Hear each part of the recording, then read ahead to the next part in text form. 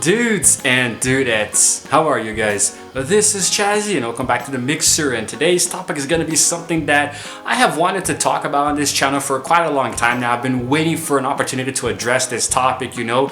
It is something that really interests me, even though the verb interest might just be in poor taste here because it was a disaster that claimed the lives of a few people, you know, and it was very unexpected, very tragic, of course, as all accidents are, you know, very tragic, but I still wanted to talk about it, you know, and the topic is the Hindenburg disaster, okay, or just call it, let's just call it the Hindenburg.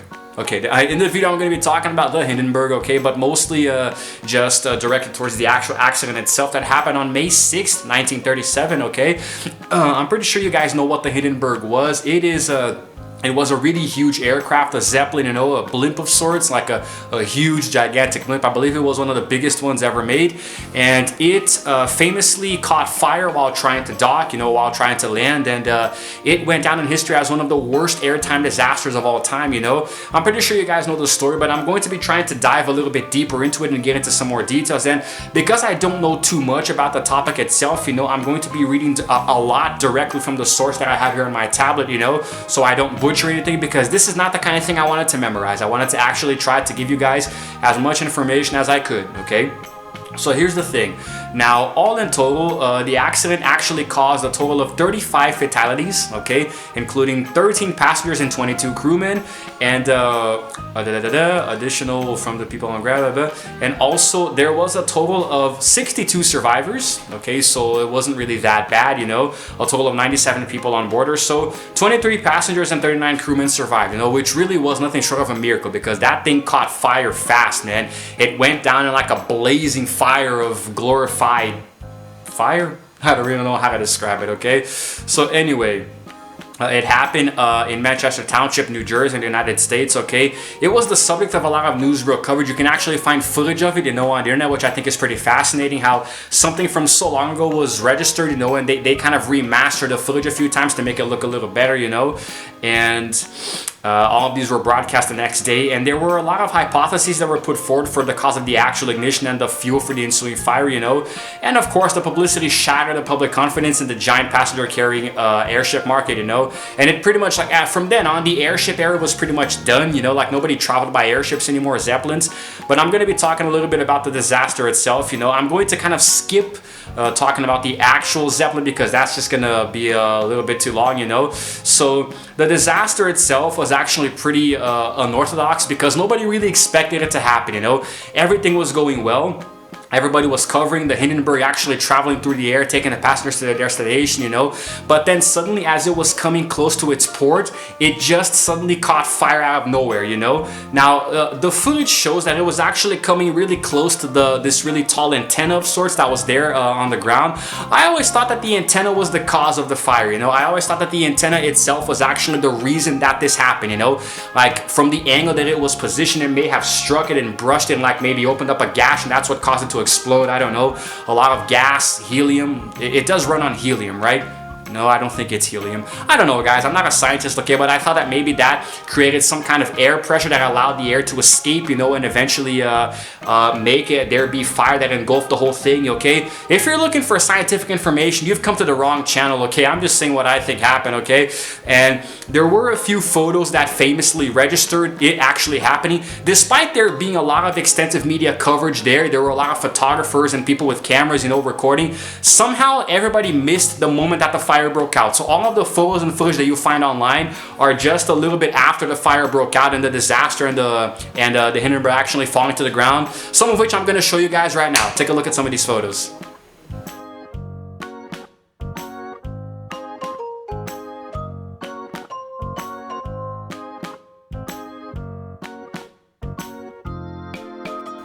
So, at approximately 7:25 p.m. is when all of those events happened that you guys saw in the photo, okay? That exact precise moment happened at around 7:25. It got completely engulfed in flames very quickly and fell to the ground. A few more details here. Now, here's the thing. Eyewitnesses, they actually disagree as to where the fire initially broke out, okay? Some of them on the port side saw yellow-red flames first jump forward off the top fin near the ventilation shaft of cells 4 and 5, okay? And other witnesses on the port side noticed that the fire actually started ahead of the horizontal port port fin, all right?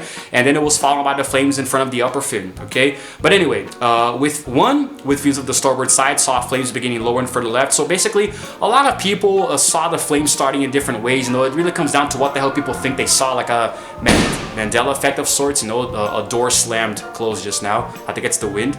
And also, let's just get into a little bit of the technical side here. We have inside of the airship, there was a guy who was stationed in the lower fin who testified hearing a muffled detonation and looked up to see a bright reflection, you know, on the front bulkhead of gas cell 4, which suddenly disappeared. And then as the other cell started to catch fire, the fire spread more to the starboard side and the ship started to fall really quickly, okay? Even though the landing was being filmed by cameramen from 4 newsreel teams and at least 1 spectator, you know, with numerous photographers, you know, there's no footage or photos of the actual scene, like I said before, okay? So anyway, wherever the hell the fire even started, it spread really fast, you know, consuming the cells 1 through 9. Then the rear end of the entire structure just completely imploded, and then pretty much instantly 2 tanks, you know, burst out of the hull as a result of the shock of the blast, okay? So buoyancy was lost on the stern, and the bow lurched upwards, you know, while the ship's back broke, and then the failing stern stayed in trim. It almost seems like the Titanic, except in the air, right? So here we go. Almost done. As the tail of the Hindenburg crashed into the ground, a burst of flame came out of the nose, killing 9 of the 12 people in the bow, and there was still gas in the bow section, so it continued to point upwards as the stern collapsed down. The cell behind the passenger jocks ignited as the side collapsed inward, and the scarlet lettering reading Hindenburg was erased by flames as the bow descended. Okay, and the airship's gondola wheel touched the ground, causing the bow to pounce up slightly as 1 final gas cell burned away. But at this point, most of the fabric on the hull had also burned away, and the bow finally crashed to the ground. And although the hydrogen had finished burning, the Hindenburg's diesel fuel burned for several more hours. Okay, so here's the thing. You guys can actually, like, you guys can see the photos and the actual footage of the disaster. What the hell happened here? My tablet pulled a freaking Whoopi Goldberg all of a sudden. So everything points to it having been an internal combustion. Something happened inside that nobody could identify for any reason, okay? And basically what happened is that, I don't know, man. I don't think it was a man-made accident. I think something happened that nobody could predict, you know? Kind of like the Titanic, where, I mean, you couldn't really predict that an iceberg was going to be in the ship's path, you know? So there was no way to wow, there's a really nice breeze blowing in right now. God, that's so good. But anyway, so because of that, it would have been really hard to prevent it, you know. But from what I'm picking up on, people who were inside of it, the eyewitnesses, the people who survived, they remember what happened. They heard an explosion in the distance, and they also felt the ship kind of jolt a bit, you know. So something went down, I'm guessing, wherever the airship's equivalent of the boiler room, the engine room, or what have you, you know. But anyway, so before I continue, if I can find it and use it here without any copyright claim, I'm going to show you guys the best possible quality footage of the actual disaster that I can find.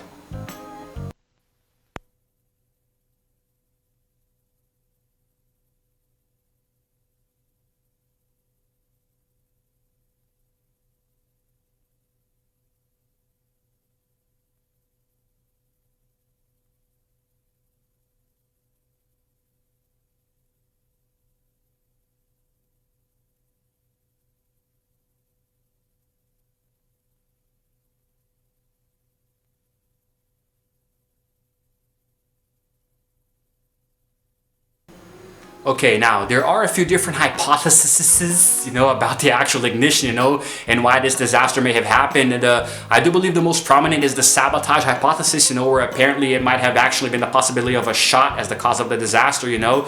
Apparently there was there's a lot of different hypotheses regarding sabotage, you know, a few different reasons. And because this was like back in the days of, like, I do believe that World War II was just around the corner back, and I'm not really a history buff, so I don't know too much about it, okay.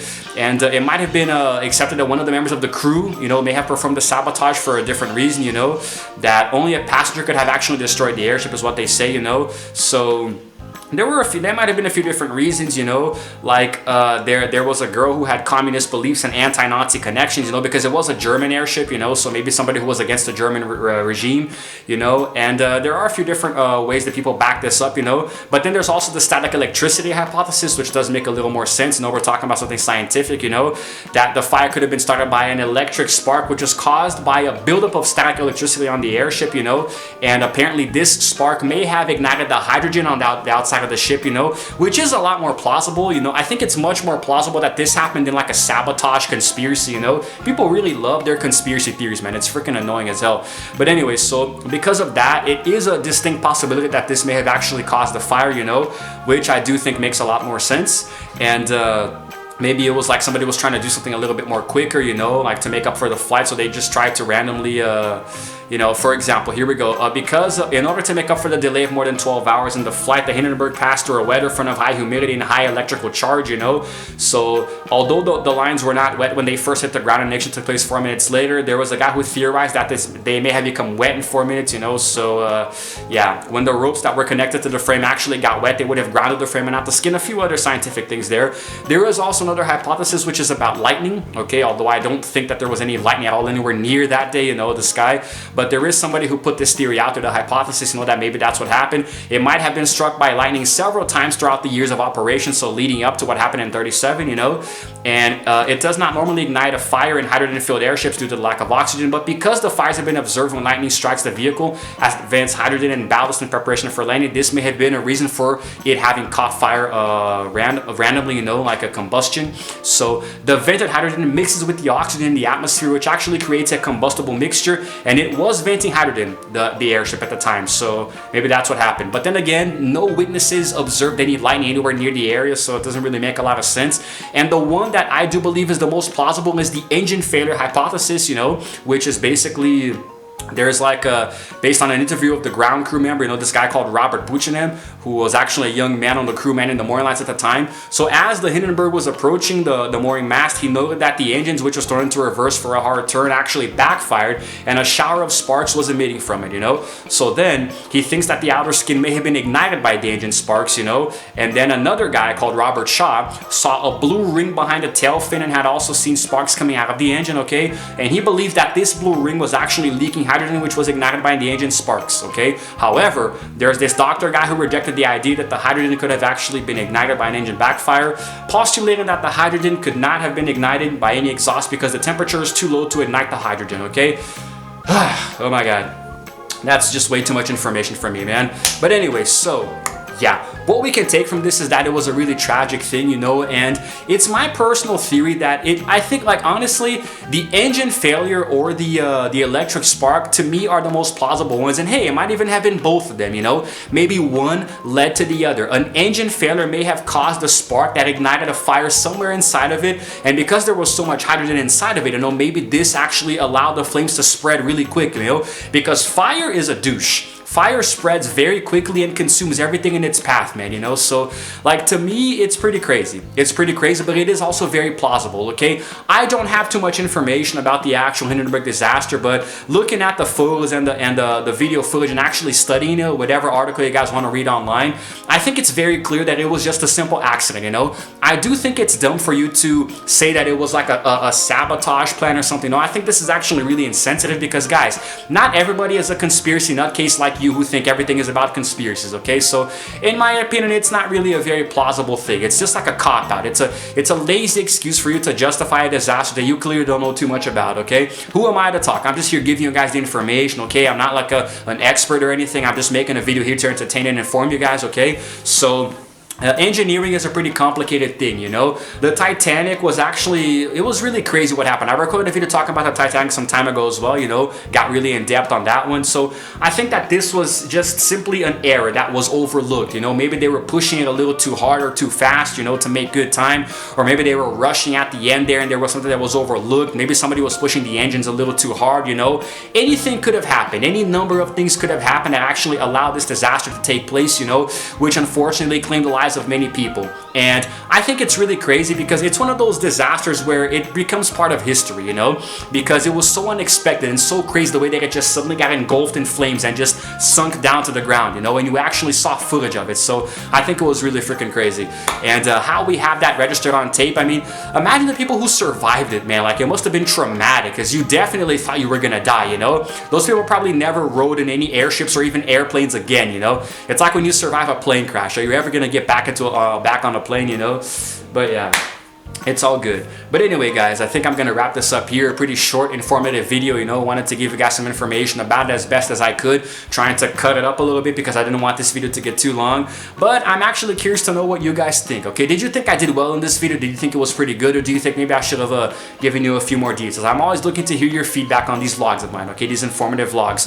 So let me know what you thought. Let me know what you thought about the way I gave my information, you know, the videos and the video, the photos. Let me know what you guys thought about it, okay? And if you happen to like this video, then go ahead and give it a like, and also, hey, subscribe to my channel because I release videos every single day. And while you're at it, go ahead and hit the notification button to know exactly what time I upload, because I do that completely at random, you know, sometimes multiple videos per day. And that's it for now, guys. This is Chazzy signing out for now, and as always, I will see you guys in the next video. Roll the outro screen.